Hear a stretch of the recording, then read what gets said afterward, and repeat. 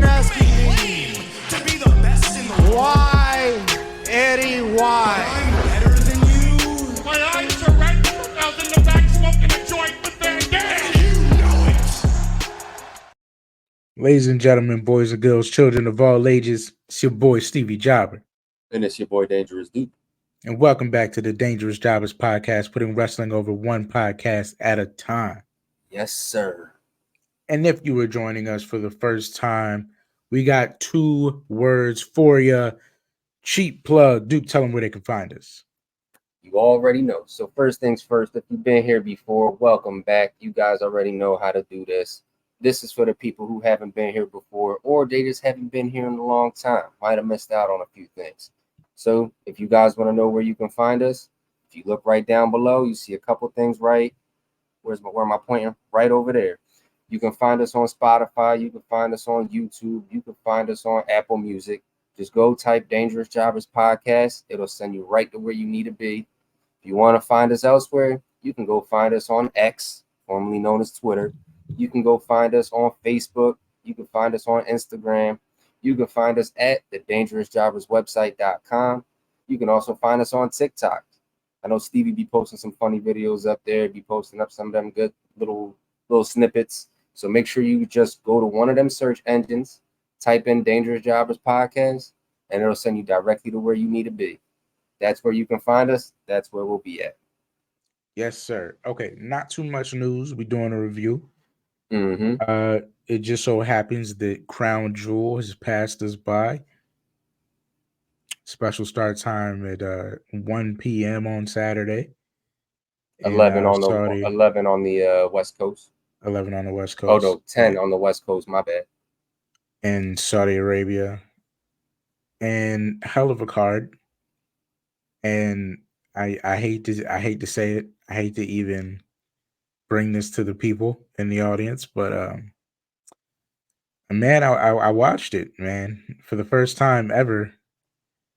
I watched it. It's not my fault, guys. It wasn't my fault. Oh, that's okay. I got peer pressured into watching it. And rumors of The Rock were thrown around, and I'd succumb to the peer pressure. I had succumbed to the peer pressure. Hey, I mean, sometimes peer pressure can be a good thing, sometimes not so much. But I guess we're gonna decide whether it was good or bad in this result. Yeah, well, I guess it was good for the content. Yeah, because at least I can report on what happened in real time. But I mean, overall, the show quality, I mean, it was a Saudi Arabia show. The crowd was great, but I didn't feel like the event rose to whatever standard I may have had going into it, which I should have known because, I shouldn't have gone in with any expectation. We never watched these shows anyway. Yeah. Who's it really there to impress besides the people that are there? Exactly. But I mean, it was okay. It was okay. And we'll get into it one by one. I guess starting with the opener, which they decided to be the World Heavyweight Championship match, which, I mean, kind of made me think maybe the Rock thing was going to be true, which did not end up being true. Again, they suckered me in, man. They rumored me to death. But Seth had a good match with Drew. It wasn't... Surprisingly, he came out first. And again, it was kind of it was a good match.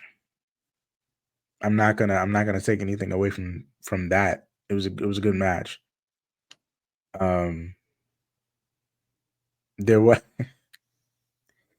just wasn't a real story. I mean, yeah, there wasn't really a story. It was another, Seth's back gonna give out. Didn't. It was kind of even the whole match, so it wasn't, even though his back was messed up, it really kind of wasn't in the way much. and then it was kick out a finisher, hit a whole bunch of signatures and finishers in a row to kind of put the guy away. Yeah. I don't know if I can be mad at it, but at the same time, I can't tell you I'm super impressed with the storytelling aspect of the match. Look, for me, this match going in, like you said, there wasn't much story in it. It was kind of like just a back thing. This is like basically it's Crown Jewel, so it's what the King of Saudi Arabia wants. It's what the people of Saudi Arabia want, I guess. So, and then plus you also got to keep McIntyre happy by putting him in a title picture every now and then. So that's basically all this was for me. It was a filler match to get the world champion on TV and get McIntyre some main card shine. He doesn't want to be a mid card guy. I don't blame him for it. But this match was basically just that. It was a filler match.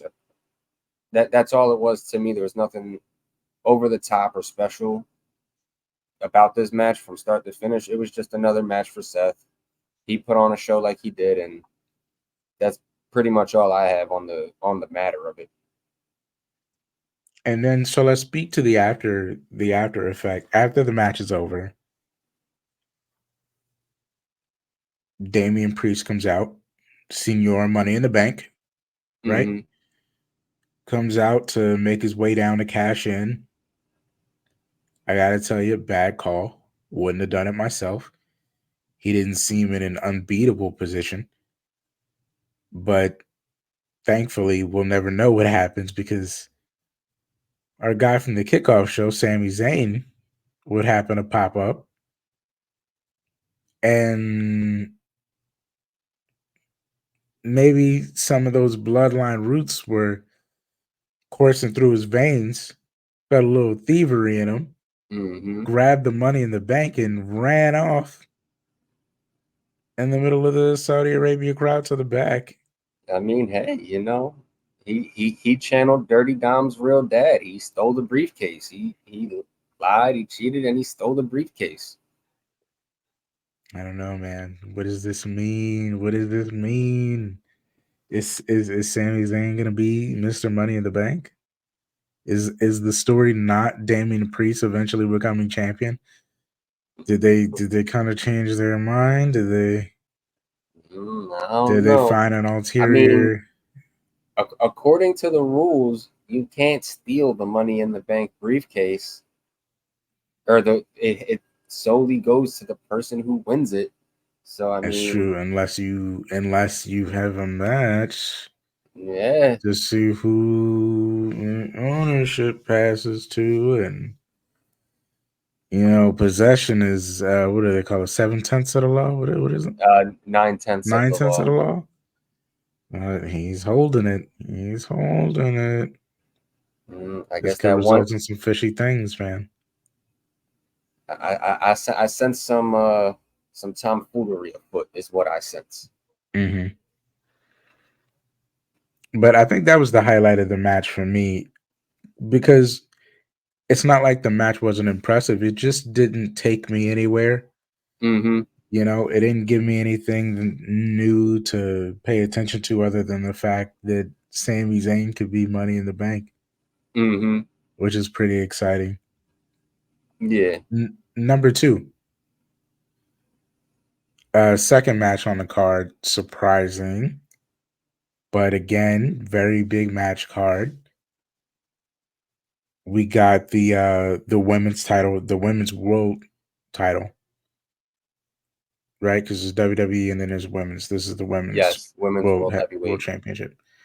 Rhea Ripley, Mommy, Mm-hmm. Nia Jax, the newly returning Nia Jax, Zoe Starks, young rookie, just left Trish Stratus, you know, Hungry, Raquel Rodriguez, um, big main event feuds and just mix in with all the big names, and she's here and she's there, and she's got the thing with the back, and the momentum. Queen Female of Seth Spades. Rollins. I wouldn't go that far. Hey, you said a thing with the back. A thing with that. Okay, yeah, a thing with the back. I guess is in a sense. Shayna Baszler, the Queen of Spades, fresh off her Ronda Rousey win, on the opposite end of where Zoe Starks was, but still finding herself kind of in the ether. All these 5 women coming together to make a monster of a 5-way. I think the match was impressive. I think everyone worked together well. I think the ending was creative. No gripes. Rhea wins. I kind of was expecting this. Yeah. As for me, I'll say this: it's better than it was. It was definitely better than I expected it going in. Usually, when you have 5 people like this, with one person being great, 2 people being decent, one being new, and another person just you don't want in a ring at all, things can Mhm. go very haywire very fast. But I mean, it was smooth. It was a fairly decent match. Nobody did too much, and at the end of the day, the result that we wanted was the result that we got. We didn't. I don't think anybody really thought Rhea was losing this, but it was a good way to showcase all the women that you have, or most of the women that you have on the roster, in a sensible light. So Mhm. I really don't have any gripes with it either. It delivered on what it needed to do, and at the end of the day, that's all that really matters. If you can accomplish that, then that's a success in my book. Okay, well, talk to me about what success is and doing what needs to be done and putting over talent and all of those showcasing all those keywords. How do you feel about all those elements in Solo Sokoa decimating John Cena? I I liked mean, it honestly. Samoan Spike after Samoan Spike after Samoan Spike. It looked like Roman and Taker out there. Just a beat down towards the end. Yeah, Um, I'm gonna be completely honest right now. No one, no one should ever now be talking shit on John Cena, mm, saying that he won't put people over, saying that he buries people. You seen what he just did for Solo. Like, and this was probably one of the better single matches for John that he's had in the last few years. Granted, did he get mollywopped the entire match? For a very good portion of the match, one could argue he got mollywopped, but he also did what he needed to do. He delivered and basically helped build up Solo Sokoa as an unstoppable monster. He did what was set out to be done, and for people can argue all they want. They can't say that John's one of them people that just buries talent. He showed that with this match. He's not that type of dude. Now, granted, it was a little sloppy towards the end where you could hear him making calls to Solo on what to do, but I blame that on the cameraman. But still, John did what he needed to do. The match was a pretty decent match. I have no gripes with the result. Solo showed that he's probably one of the best things that'll be going in the future. what do you think is next for John?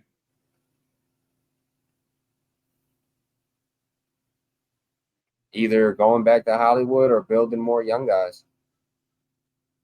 Do you And think it's he wins next? I think it I think depends on his stance on this match had a lot it writing on depends. it per se.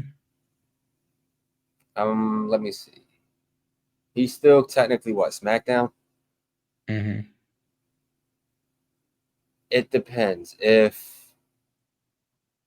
I'll tell you what, if they ever decide to put him in there with Grayson Waller, I could see him beating Grayson Waller.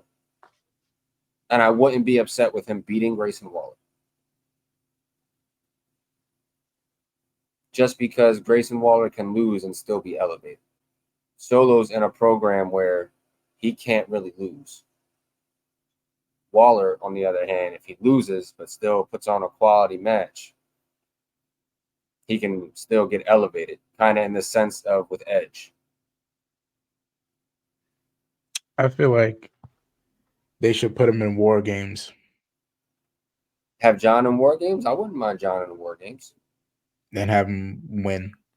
Yeah. Have that be the one that they win. Especially since Roman's skipping Survivor Series. Mm-hmm. Why not? Yeah, I wouldn't mind seeing John in a War Games match. I think that could actually be kind of fun. And it'd be a good meaningless win for the good guys that doesn't really take it anywhere because there's no reward to winning War Games other than winning War Games. So, and it gives him something to do that he has never done before. We've never seen John. Gives him something new to do.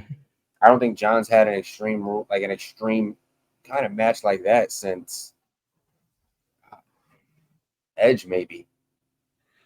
And of course, he'd be doing like the equivalent of half the equivalent of whatever Tommy Dreamer would be doing at this age. But yeah, get him. We protect him, of course. But I mean, at least he would be in it for it, you know. Yeah, just let him take the kendo stick bumps and maybe a table spot. No steel chairs, no whatever back shots there is. Yeah, like no thumbtacks for John. Just give him kendo stick shots and maybe a table spot. Yeah. If you're doing a thumbtack spot in the second ring, John, that's the end of John's night in the second ring. Like he's not even going over there.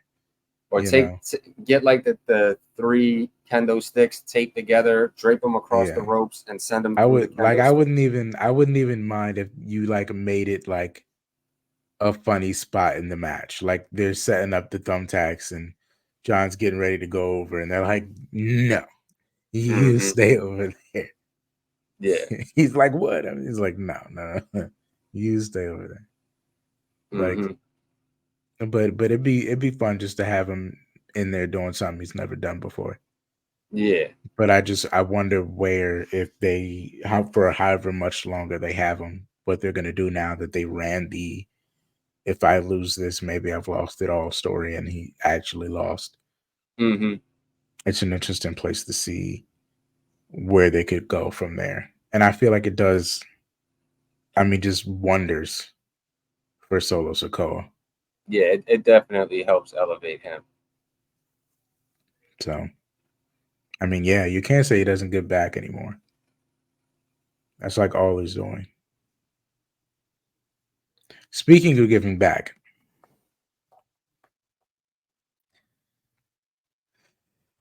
perhaps the greatest of all time. You know, the Allen Iverson of wrestling in Seth Rollins' eyes. Rey Mysterio. 101 with Logan Paul. And I think we got the result I can't talk.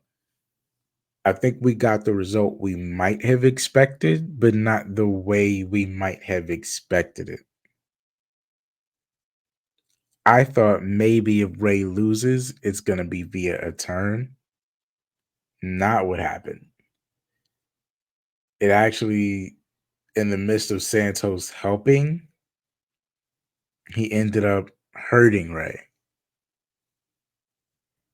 In the middle of the match, you find Logan Paul has paid off somebody else to drop Brass Knuckles into the ring.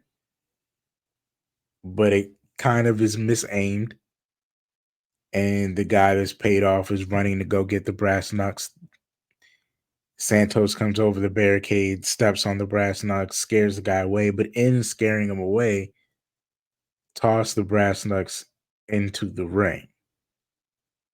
Logan Paul set up for the 619, grabs the brass knucks, takes the 619, but before the West Coast pop, is able to clock Ray in the jaw, tuck it in the tights, William Regal style, come away with the United States Championship. Like a true villain. And I gotta tell you, no, Duke, I'll let you say your reveal first. Well, how do you feel about Logan Paul being your new United States champion? We are in 2023,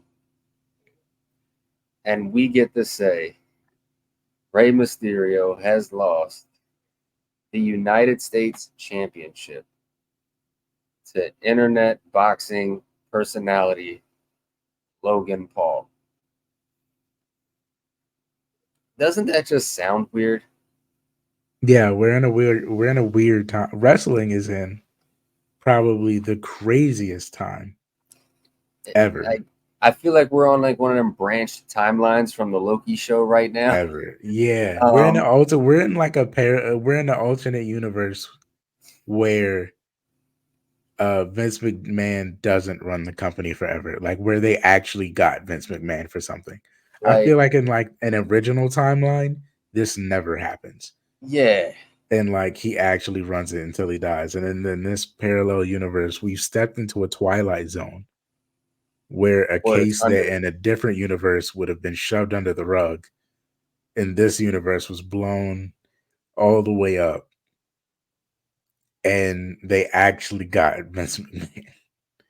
But look, and now we're at this crazy place where like the entire wrestling universe is prospering as not as a result of that, but as like a catalyst to that thing happening. Wrestling all around the world has reached like an all-time high. Look, don't get me wrong though. I'm not upset at it because it does a couple things. Number one, you giving Logan Paul a championship, as now wrestling fans hear me out, as kooky and outlandish as this may sound, it does serve more positives than it does negatives. Number one, you get more eyes on your product. What's one thing Logan Paul is? He's a giant personality. He's all over the place with Prime. He's all over the place in the YouTube boxing space. He has a podcast just like we do. He's in, YouTube videos. The dude is on movies. He's doing a little bit of everything. And where is he going to go? Or what is he going to be carrying around wherever he goes? A big gold belt with a big WWE logo on. That's going to get more eyes on the title, and in turn, it's going to get more eyes on the product. What do wrestling fans want? We want more fans watching wrestling. So that's number one. Number two, your belt sales are going to go up because all these people are going to want the same U.S. title Logan Paul has. And then number three, when the time comes for him to actually lose the title, it's going to be able to transfer pretty easily because it's Logan Paul. It can go to a Santos Escobar. It can go to a Ricochet. It can go to a whoever you want because it's Logan Paul. He's not going to hold it forever. The dude he's got his hands in so many different baskets. He can't hold it forever. This ain't going to be a long time thing. So it serves more positives than it does negatives by having Logan as the U.S. champ. And in 2023, I never thought I'd be defending Logan Paul, but here I am on this podcast defending a Logan Paul title win. What has the world come to? Yeah, we're in such a crazy place in wrestling because you said it better than I could have said it. I'm not mad at it. As a matter of fact, in 2023, I'm saying, yes, that was the correct choice. You make Logan Paul the United States champion, and you have him win it in a way that is prime Logan Paul. And because they have reached such a level. Like, it's crazy to say that since this Endeavor deal, it feels like they've gotten even bigger. Like, it feels like they've achieved a level of like business that like the entertainment doesn't take any sacrifices for the No, business, but the business keeps getting better. Like exactly. now it feels like everyone that holds a world title is a big freaking deal. Logan Paul, Roman Reigns, Seth Rollins, Gunther, Rhea Ripley, everyone that holds the belt right now, especially what they about to do with Iyo Sky, because I knew this was going to be a launching pad, and we'll get into how much bigger it could be later. But they've just gotten so much better, and making Logan Paul the United States champion as he's, you know, having Pat McAfee going all over the world for every big pay-per-view now. Every other place they go is all over the world. They've taken it to such a global level, and everybody in the man, we could go on for hours, but the wrestling is an amazing place right now, and Logan Paul was absolutely the choice to go with. And I even like the way that they did it because it made Logan Paul seem more legit than if Ray lost it because of a heel turn. Yeah. It just seemed it's because he won so wrestling. Mm-hmm. You know what I mean? Like in such a classic wrestling way. And I just love that even the people we have as supporters outside of WWE, like a Logan Paul, like a Pat McAfee, like a Bad Bunny, are all also really good wrestlers. Yes. And it's just amazing. It's just amazing that we're at 2023 and a place to say that, yeah, Logan Paul was probably the right way to go. For real. Over a Rey Mysterio, Who would a have thought? childhood hero. It's so weird. It's so weird. But getting into making stars bigger stars and how they're just becoming more global and all over the world. Let's get into the other women's match, the WWE Women's Championship match between Iyo Sky and Bianca Belair, which I have to be honest with you, going into it, Duke, I don't know how much faith I had in Iyo Sky. I was really a watch and see because the interesting thing that keeps me going back to Iyo Sky is we know how good Iyo Sky is, one. We know how fragile the relationship between her and Bailey has been, two. But number three, we also know she's continued to thrive since she won the belt somehow, even though all these things are kind of not really solidified. She's continued to overcome and remain champion despite all of these things that could be playing out in the background that not everybody is sure about. And I feel like as a result, in this match, we got even more questions, and that has become even more true because not only has Iyo Sky survived Bianca Belair in what might have been a pretty even match, even though Bayley was doing her damnedest to make sure that Iyo could stay in it. We got even more questions because she escapes Bianca Belair with Bayley's help, but also with the help of another partner, former partner of Iyo Sky, Kairi Sane of one half of the Sky Pirates down in NXT, made her return in Saudi Arabia to turn heel on Bianca Belair and help Iyo retain in what seemed like a situation only Iyo knew about. Because as Michael Cole, God bless Michael Cole, would happen to remind us, and Triple H, brilliant storyteller that he is, decided to probably thread in, is that when Kairi Sane was written off TV, Bayley was the one responsible. And now Bayley finds herself in an awkward position where the two people in the ring are Iyo Sky and Kairi Sane, hugging each other in a kind of a plot of their own. And Bailey's on the outside wondering what in the hell is going on. And the rumors about Damage Control breaking up have been, months. So the rumor going around is that she could be getting 2 more friends. I'm not really sure who they are, but I will say one of them could be Soraya, and it could be anybody else. Anybody else. I would say if you're gonna do a Japanese evolution, maybe get the final boss, Miko Satomura, because I haven't seen her since NXT UK, and I feel like she wasn't utilized enough. So she would be a perfect legendary figure.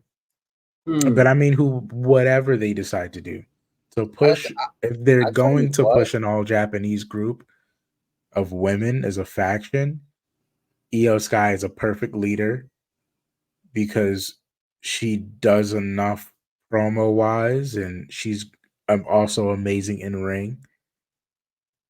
It could be anybody, but I'm just excited to see that now they're like deciding where they're gonna go. I wouldn't be surprised if it's not an all Japanese faction, maybe just mostly Japanese, but everyone but Bailey, if that makes sense. Like you What do you mean? have Iyo, and then you have the girl you just said, Kairi Sane or Soraya? yeah, them Not Kairi Soraya. Sane, Satomura, and Miko Satomura. keep Yeah, it Dakota was Kai. Soraya. Dakota Kai. Keep Dakota Kai. Keep Dakota Kai. That way you have at least one person there who's English. Oh, okay. And then And she could play the manager type until she's healthy until again. she's healthy, and then just kick Bailey to the curb. Like because kind of like Bailey what was the only one that wasn't really riding for me. kind of like what Judgment Day did with Edge. Like we got our legend that kind of made the group, and then now we don't need the legend no more, and you can just go away, kind of thing. And shoot, Dakota's style even fits more with a Japanese strong style kind of way. So she would even go as a good manager too. And somebody pointed out earlier, her holding the gold doesn't look too bad, man. No. So if she can't get her hands on it, she could at least, be the Paul Heyman of the group. That'd be fire. All right, we're getting into fantasy booking, but needless to say, we're both very excited about what could be coming in the future for Iyo Sky. Oh, for certain. And like I said, the match wasn't bad. They killed it. They actually probably exceeded my expectations. Which, I mean, I just didn't. I don't know. I don't know. We won't get into it.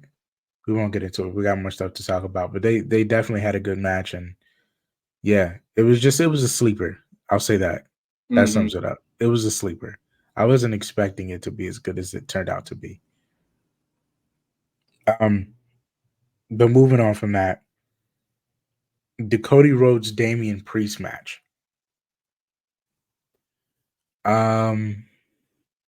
See, now this was the weird thing, right? Because for whatever reason, I don't find myself finding anything super memorable about it.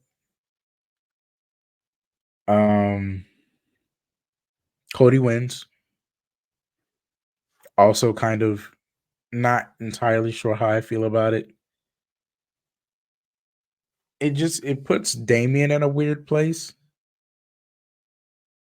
I feel like having your money in the bank stolen. Yeah. Losing to Cody Rhodes. Right off the Yeah. Yeah. I mean, it was fine. And it's a good setup for War Games. It is. That's pretty much what I think this was. It was just a fine match that'll set up, what's going to probably be a thing for War Games between these two and, their respective allies and whatnot. I feel like that's all this really was. It was like we have the Money in the Bank holder. We also have one of the hottest baby faces that we have right now. Can't really leave you both off of TV. So we might as well just put you two in a feud and hope that it makes magic. It and was kind of fine. just tying it all into a thing. Yeah, and then just wrap it up nicely in a pretty little bow and deliver it for one of the big pay-per-views. So that's really what this was for me. I don't have too much to complain about. I also don't have too much to rave about, which is odd because I love both of these guys. But like you said, it leads up to a bigger pay-per-view. It leads up to War Games. So that's really all we can say about it that hasn't been said, but has been said, that kind of thing. And then I think in the biggest match on the card, obviously, Roman versus LA Knight. Yeah. Great promo package, a little long, but good promo package nonetheless. Mm-hmm. Feel like there was good hype. I feel like the crowd was amazing the whole night, I believe. Which, I mean, I guess they should be, right? They're getting probably the Mm-hmm. best cards of the year every year. Roman was great. LA Knight was great. I feel like LA Knight lived up to the hype, but in a way it still kind of felt like, man, it was, I don't know, it started to feel fast. Like, we know LA Knight's not ready, right? Can we say that? Like, LA Yeah. Knight's not ready. Yeah. It's almost God, and it's crazy that I want to give it this comparison, but it's very John like. Is it weird to say that it's very John Cena like when John first fought for the WWE title, like when he got his very first opportunity against Mm. Brock? Mm-hmm. It was like, he's not getting it, but you still want to see. Like, let's see what happens. And that's pretty much what this was. Like, it wasn't great, wasn't terrible. It was good. It was he showed that he could be here one day, and he will be here one day. So that's pretty much how I took this going into it. I was a little thrown off at like how the match transpired. Not thrown off, just so much as surprised. Like nobody, with everything going on, nobody came out. But I mean, I think that was my thing too, right? yeah. Because I wasn't mad at how good the match, like the quality of the match. I kind of knew going into it what both of them had to offer and what kind of match it was probably going to be. And Jay got in there a couple times Mm-hmm. and effective mostly, but he got in there a couple times and they were able to really just cheat enough for Roman to win. And I think maybe that was my issue. Mm-hmm. Like I knew, LA Knight has a lot of momentum, and we know LA Knight is going to be big superstar in the future. Rocket, Rocket strapped to him now, but even knowing all that,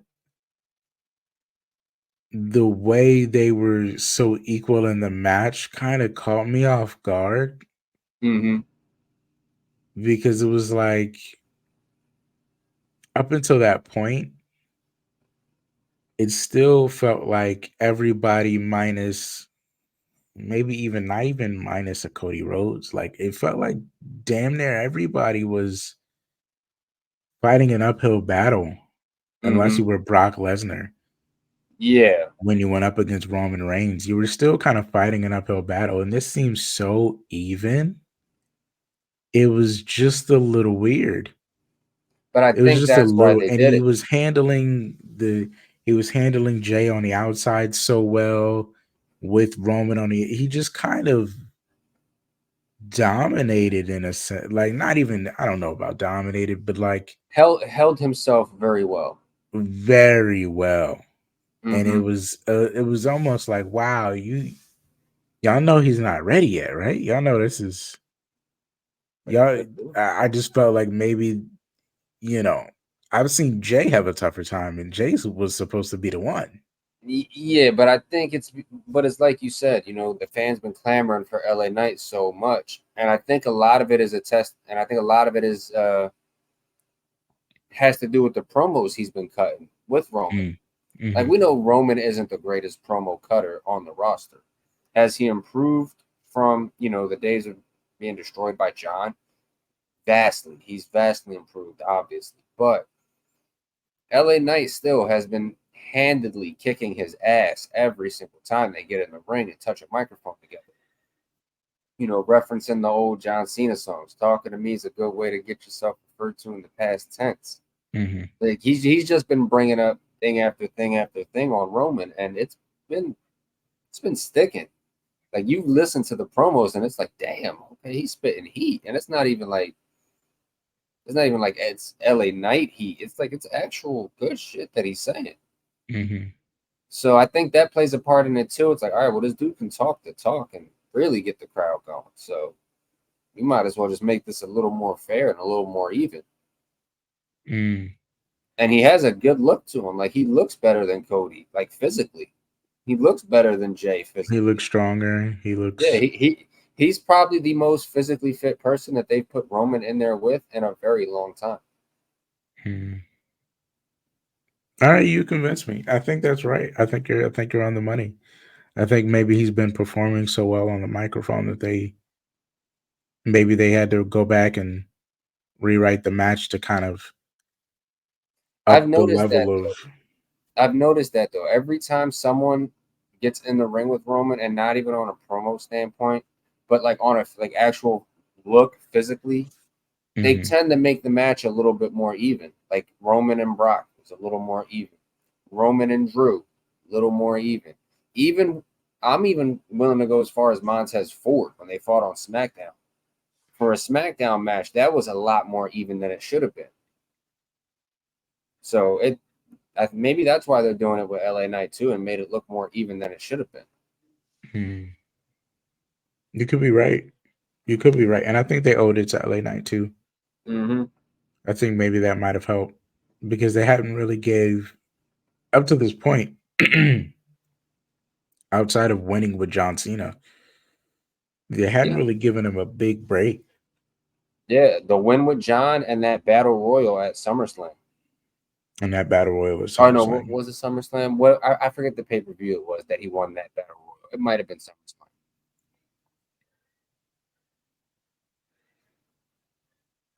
We're gonna call it SummerSlam because I can't remember. But yeah, they hadn't given him a whole lot of breaks, so maybe they owed it to LA Knight to kind of elevate him to that level. But it felt fast. It felt fast, and I mean, we'll see what happens from here. Yeah. If this also somehow ties into War Games, I wouldn't be surprised either. Mm-hmm. But I mean, I'm happy for LA Knight. It just This isn't the last though. it also felt like by the end of the show, I had realized I was watching like a Saudi Arabia event. Like it was a house show. Like it was a glorified house show. Like nothing was really supposed to change except for Logan Paul, which I and this is how crazy. This is how I know we've been doing this really long. Because a year or two ago, we'd have been like, they're gonna give Logan Paul the title in Saudi Arabia because nobody wants to see Logan Paul beat Rey Mysterio, so they're gonna do it in Saudi Arabia where nobody watches, and then nobody else is gonna lose their belts because it's a glorified house show. So nothing there really is important unless there's something they want to do that we don't really mess with. 2 years ago, we would have said that. And in 2023, we find ourselves agreeing with them. Man, to the point where like you could have put this on a one in the States, and at this point in my life, I'd have been here to see Logan Paul win the United States title in the States. But I understand why you made the business decision of doing it in Saudi Arabia. way to bring that back home, because I was going to say, damn, you trying to get us canceled.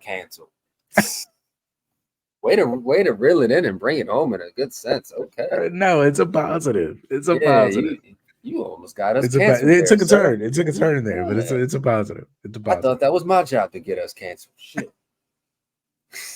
That I was about to take it to a place. Yeah, no, I thought you was going to take it to the place only I could take it to. No. But yeah, you are correct there. I'll give you that. So all things considered, the Saudi show, glorified house event, as you just so nicely wrapped it up to be. Grades. Was it the best Saudi show? Was it the worst Saudi show? Or was it a Saudi show? I mean, it was the only one I've seen. Okay, so as a reference to glorified house shows, it's probably the best glorified house show I've ever seen from WWE. But at the same time, as a show in general, maybe a B minus. Okay, because ultimately it meant nothing. Look. You might have got one good thing from it, possibly, maybe, depending on however it could. I don't know. The only thing we know for sure is Logan Paul's United States champion. All right. So I'm going to be nice here, right? I'm normally the one who gives the harsher grades, I think. So I'm going to give it a B, because I always give the Saudi shows bad grades. But in this particular instance, I don't have an issue with a single result that came up. I feel like, I don't have an issue with any person winning a match that they won or any person losing a match. The briefcase getting stolen, I'll admit, was kind of funny. Sami Zayn being the one to do it makes it a little bit funnier. Mm-hmm. So I'll be nice and I'll give it a B. I really will. I feel like as far as the Saudi show goes, as a glorified house show, they did good. They could some things have been better? Yes. But at the end of the day, it was a Saudi show. What the prince wants to see, it's what the king wants to see. At this point in time, I wasn't particularly mad. And I am just glad there wasn't one of those greatest Royal Rumble battle royal over the top thingamajigs. There was much less money grabby weird match yeah, there was a lot less tomfoolery in this card. Exactly. It was handled like much more of a regular pay-per-view. Even though it kind of wasn't. Yeah, so I think with that being said, I'm glad giving it the grade that I did. But, I feel like that's everything. Is there anything else to discuss on the matter? Do we want to tell them what could be happening later in the week? I mean, we can. We can drop a few Easter eggs if you'd like. Why don't you take the reins on that one, good sir? So I would like to tell the people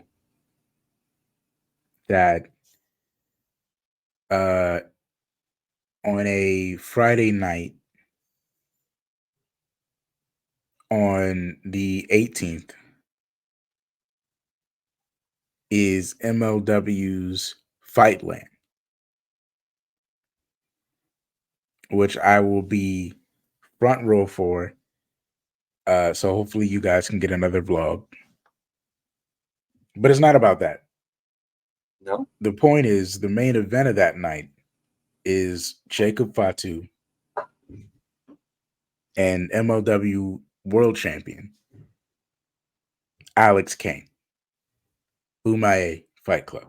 Umaye. As you know, it's for the people. Mm-hmm. And he might have did the people a solid.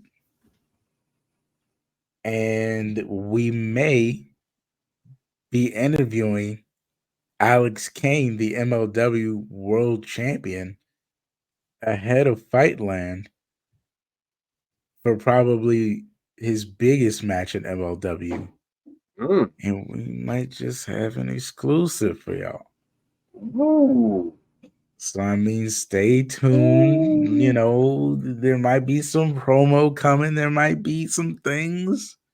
Hey man, oh man, and you know, old boy, you know your job is loving some Boomaye Fight Club, and you know, Alex Kane done showed love to us before, so man, I don't know. Could maybe be a thing. So you know what that? Stay tuned, man. So you know what Subscribe. that means, right?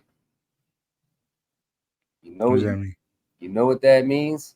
That means if you want to see that inside exclusive to what may happen at Fightland with Alex Kane and Jacob Fatu, that means you guys need to stay tuned to the Dangerous Jobbers podcast on all platforms.